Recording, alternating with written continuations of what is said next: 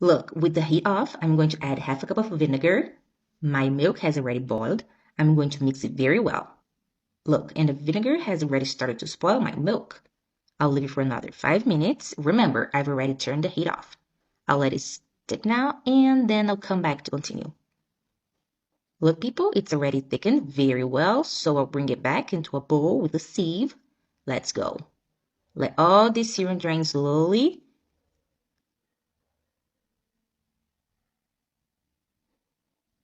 And now with the smaller spatula, I'm going to press it to drain all this syrup well.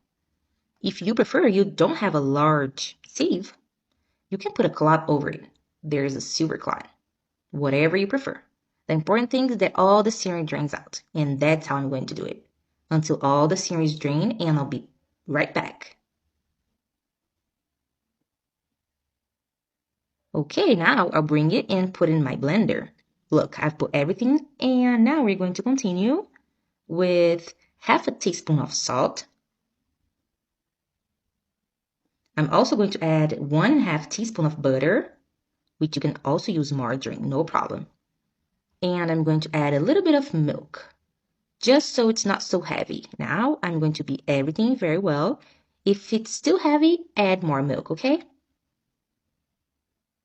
Look, people, I've beaten very well. Now I'm going to pour it into this bowl and look how creamy it is. What a perfect curd cheese, huh? I'm going to put it all in and look at that.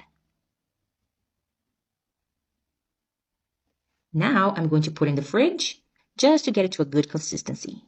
A matter of 30 minutes later, I'll be back to show you the perfect result.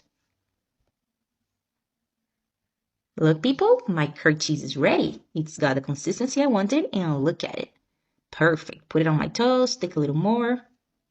Look, that's perfect, right? I'm going to get another one. Guys, it was perfect, wonderful. Make it at home and you'll love this homemade curd cheese. Enjoy!